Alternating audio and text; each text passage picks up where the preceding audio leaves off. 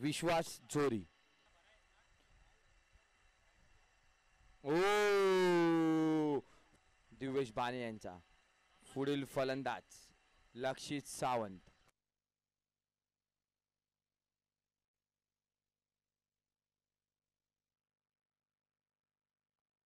ओ काय होतंय मैदानात पाहायला मिळतंय पुढे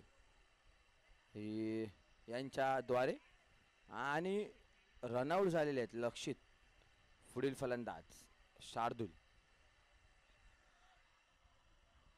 चला 7 चेंडूत.